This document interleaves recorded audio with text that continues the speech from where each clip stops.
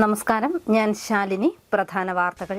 സാമ്പത്തിക പ്രതിസന്ധി മൂലം കേരളത്തിലെ ട്രഷറികൾ പൂട്ടിയിരിക്കുകയാണെന്ന് പ്രതിപക്ഷ നേതാവ് വി.ഡി. സതീശൻ. മുഖ്യമന്ത്രിയുടെ അറിവോടെ ആളുകളെ അപകീർത്തിപ്പെടുത്തുകയാണ് മന്ത്രി സജി ചെറിയാനെന്നും രൂക്ഷ വിമർശനം.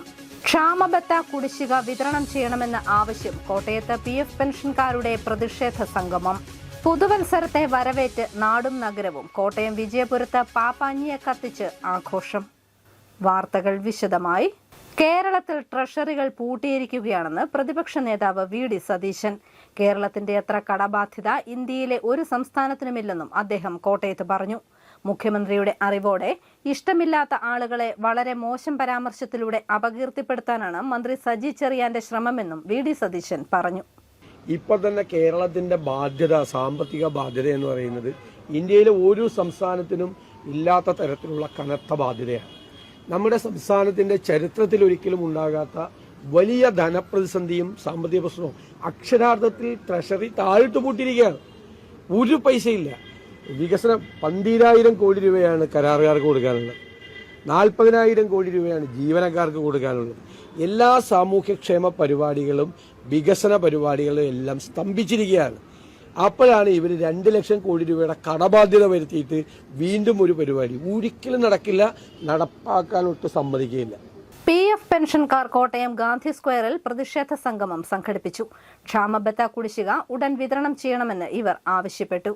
ക്ഷാമബത്ത കുടിശ്ശിക ഉടൻ വിതരണം ചെയ്യണമെന്ന് ആവശ്യപ്പെട്ട് പ്രൊവിഡന്റ് ഫണ്ട് പെൻഷനേഴ്സ് അസോസിയേഷൻ ജില്ലാ കമ്മിറ്റിയുടെ നേതൃത്വത്തിൽ പ്രതിഷേധ സംഗമം നടത്തി. കോട്ടയം ഗാന്ധി സ്ക്വയറിൽ നിരവധി പെൻഷൻകാർ അണിനിരന്ന പ്രതിഷേധം CITU ജില്ലാ പ്രസിഡന്റ് അഡ്വക്കേറ്റ് റെജി സക്കറിയ ഉദ്ഘാടനം ചെയ്തു. സംസ്ഥാന സർക്കാർ പെൻഷൻകാരോട് എക്കാലവും അനുഭാവപൂർണമായ നിലപാടാണ് സ്വീകരിച്ചു വരുന്നതെന്ന് അദ്ദേഹം പറഞ്ഞു. കേന്ദ്ര സർക്കാർ സ്വീകരിക്കുന്ന വിവിധ നിലപാടുകൾ പെൻഷൻകാരെ പ്രതികൂലമായി ബാധിക്കുന്നുണ്ടെന്നും അദ്ദേഹം പറഞ്ഞു. ആവശ്യങ്ങൾ പോലും അംഗീകരിക്കുവാൻ തയ്യാറാവാത്ത ഒരു സമീപനമാണ് EPFOയും അതുപോലെ തന്നെ കേന്ദ്ര ഗവൺമെന്റും ഇപ്പോൾ നടത്തിക്കൊണ്ടിരിക്കുന്നത്. മിനിമം പെൻഷൻ 9,000 രൂപ ആക്കുക ന്യായമായൊരു അവകാശം. ജില്ലാ പ്രസിഡന്റ് ജോസഫ് പീറ്റർ സമരത്തിന് അധ്യക്ഷനായി. News bureau, Kottayam. പുതുവത്സരത്തെ വരവേറ്റ് നാടും നഗരവും. കോട്ടയം വിജയപുരത്ത് പപ്പാഞ്ഞിയെ കത്തിച്ചാണ് പുതുവത്സരത്തെ വരവേറ്റത്.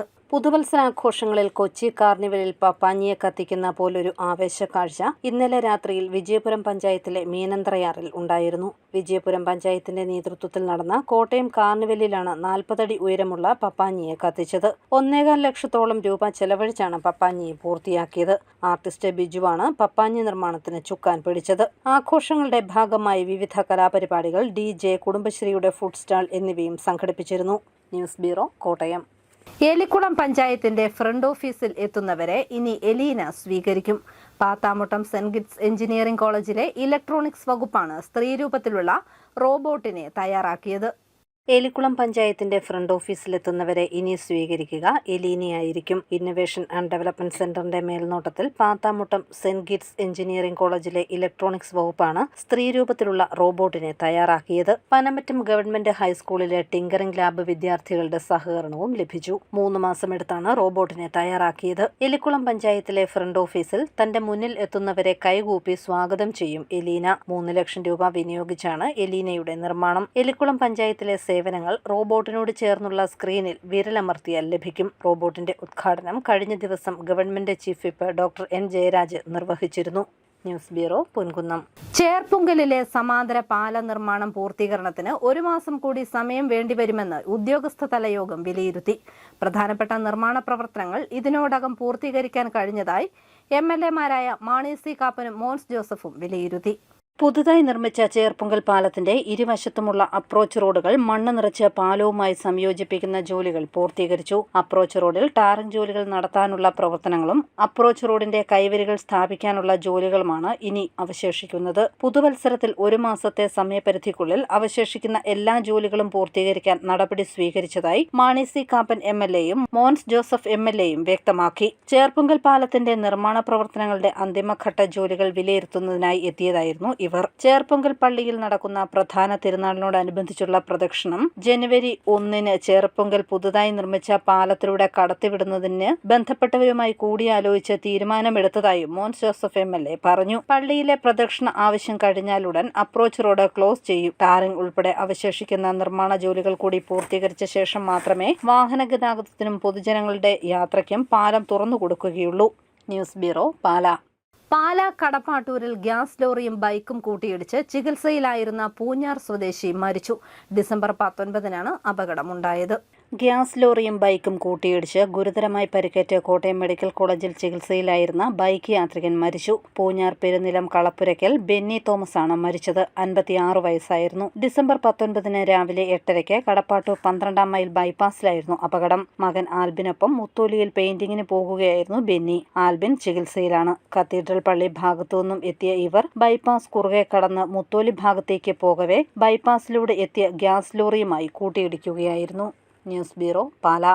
വാഹനയാത്രക്കാരുടെ പേടി സ്വപ്നമായി മാറുകയാണ് പാലാ. പാലാ പൈക റോഡിലും കടപ്പാട്ടൂർ ബൈപ്പാസിലും അപകടങ്ങൾ നിത്യസംഭവമായി മാറുകയാണ്.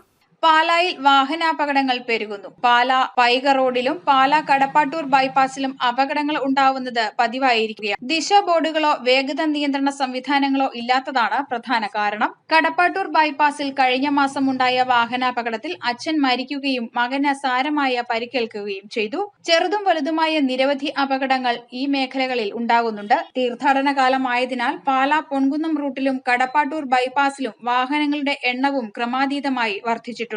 റോഡരികിലെ അനധികൃത പാർക്കിംഗ് വാഹനാപകടങ്ങൾക്ക് കാരണമാകുന്നുണ്ടെന്നാണ് നാട്ടുകാർ പറയുന്നത്. അമിത വേഗതയും അശ്രദ്ധയുമാണ് വാഹനാപകടങ്ങൾ പെരുകാൻ കാരണം. കൃത്യമായ വാഹന പരിശോധനകളും ഈ മേഖലകളിൽ ഉണ്ടാകാറില്ല എന്നാണ് പൊതുവായ ആക്ഷേപം. കടപ്പാട്ടൂർ ബൈപ്പാസിൽ പുളിക്കൽ പാലം ജംഗ്ഷനാണ് സ്ഥിരം അപകട സ്ഥലം. കത്തീഡ്രൽ പള്ളിയുടെ ഭാഗത്തു നിന്നും ബൈപ്പാസ് മുറിച്ചു കടന്ന് മുത്തൂരിലേക്ക് പ്രവേശിക്കുന്ന വാഹനങ്ങളാണ് പലപ്പോഴും അപകടത്തിൽപ്പെടുന്നത്. കഴിഞ്ഞ ദിവസത്തെ വാഹനാപകടവും ഇത്തരത്തിൽ സംഭവിച്ചതാണ്.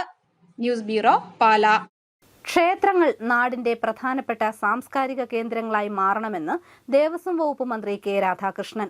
ഗുരുവായൂർ ദേവസ്വത്തിന്റെ നേതൃത്വത്തിൽ ക്ഷേത്രങ്ങൾക്ക് നൽകുന്ന ധനസഹായ വിതരണം ഉദ്ഘാടനം ചെയ്യുകയായിരുന്നു മന്ത്രി. ഗുരുവായൂർ ദേവസ്വത്തിന് കീഴിലുള്ള ക്ഷേത്രങ്ങൾക്കുള്ള ധനസഹായം വിതരണം ചെയ്തു. ദേവസ്വം മന്ത്രി കെ രാധാകൃഷ്ണൻ ഉദ്ഘാടനം നിർവഹിച്ചു. നാശോന്മുഖമായിക്കൊണ്ടിരിക്കുന്ന ക്ഷേത്രങ്ങളുടെ ഭൗതിക സാഹചര്യം മെച്ചപ്പെടുത്തുകയെന്ന വിശാലമായ കാഴ്ചപ്പാടിനെ തുടർന്നാണ് ഗുരുവായൂർ ദേവസ്വം ബോർഡ് ക്ഷേത്രങ്ങൾക്ക് ധനസഹായം നൽകുന്നതെന്നും മന്ത്രി സൂചിപ്പിച്ചു. ക്ഷേത്രങ്ങളുടെ ഭൗതിക അന്തരീക്ഷം മാറ്റിയെടുക്കണം. ക്ഷേത്രങ്ങൾ നാടിന്റെ പ്രധാനപ്പെട്ട സാംസ്കാരിക കേന്ദ്രം കൂടിയാണ് എന്ന് തിരിച്ചറിയണം. മനുഷ്യ സമൂഹത്തിന് നന്മ ചെയ്യാൻ എങ്ങനെ ക്ഷേത്രങ്ങളെ പ്രയോജനപ്പെടുത്തും എന്നതിലും ഗവൺമെന്റ് ഇടപെടൽ നടത്തുന്നുണ്ടെന്നും അദ്ദേഹം പറഞ്ഞു. 505 കോടി രൂപയോളം ആ ക്ഷേത്രങ്ങളുടെ പുനരുദ്ധാരണ പ്രവർത്തനത്തിന് വേണ്ടി കൊടുക്കുകയും നമ്മുടെ നാശനമായി കൊണ്ടിരിക്കുന്ന ക്ഷേത്രങ്ങളുടെ ഭൗതിക അന്തരീക്ഷങ്ങൾ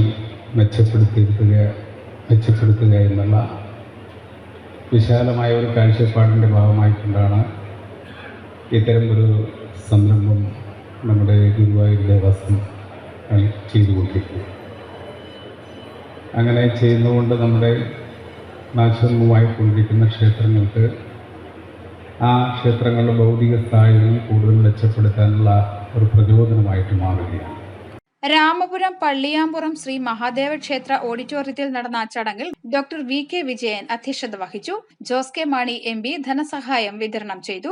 government chief whip doctor N Jayaraj മുഖ്യപ്രഭാഷണം നടത്തി. തോമസ് ചാഴിക്കാടൻ MP, MLA-മാരായ advocate Mons Joseph, CK Asha, Sebastian Kulathunkal തുടങ്ങിയവർ ചടങ്ങിൽ പങ്കെടുത്തു. തിരുവനന്തപുരം, കൊല്ലം, പത്തനംതിട്ട, കോട്ടയം, ഇടുക്കി, ആലപ്പി തെക്കൻ ജില്ലകളിലെ 252 ക്ഷേത്രങ്ങൾക്കായി 1,40,40,000 രൂപയുടെ ധനസഹായമാണ് വിതരണം ചെയ്തത്. News bureau, Pala. അറിയിപ്പ്. അസാം കേരളയുടെ പാമ്പാടി കമ്മ്യൂണിറ്റി സ്കിൽ പാർക്കിൽ ജനുവരി 2 ഫാബ്രിക് പെയിന്റിംഗ് പരിശീലനം സംഘടിപ്പിക്കുന്നു. ജനറൽ ഡ്യൂട്ടി അസിസ്റ്റന്റ് കോഴ്സിലേക്കും പ്രവേശനം ആരംഭിച്ചിട്ടുണ്ട്. ഫോൺ 8921636122. LBSന്റെ പാമ്പാടി ഉപകേന്ദ്രത്തിൽ ജനുവരി 3 ആരംഭിക്കുന്ന 4 മാസം ദൈർഘ്യമുള്ള data entry and office automation ഇംഗ്ലീഷും മലയാളവും കോഴ്സിലേക്ക് അപേക്ഷിക്കാം. SSLC-യാണ് യോഗ്യത. ഫോൺ 048125059000. പ്രധാന വാർത്തകൾ ഒരിക്കൽ കൂടി. സാമ്പത്തിക പ്രതിസന്ധി മൂലം കേരളത്തിലെ ട്രഷറികൾ പൂട്ടിയിരിക്കുകയാണെന്ന് പ്രതിപക്ഷ നേതാവ് VD സതീശൻ. മുഖ്യമന്ത്രിയുടെ അറിവോടെ ആളുകളെ അപകീർത്തിപ്പെടുത്തുകയാണ് മന്ത്രി സജി ചെറിയാനെന്നും രൂക്ഷ വിമർശനം. ക്ഷാമബത്ത കുടിശ്ശിക വിതരണം ചെയ്യണമെന്ന ആവശ്യം. കോട്ടയത്ത് PF പെൻഷൻകാരുടെ പ്രതിഷേധ സംഗമം. പുതുവത്സരത്തെ വരവേറ്റ് നാടും നഗരവും. കോട്ടയം വിജയപുരത്ത് പാപ്പാഞ്ഞിയെ കത്തിച്ച് ആഘോഷം. ഈ ബുള്ളറ്റിൻ പൂർണ്ണമാകുന്നു. നമസ്കാരം.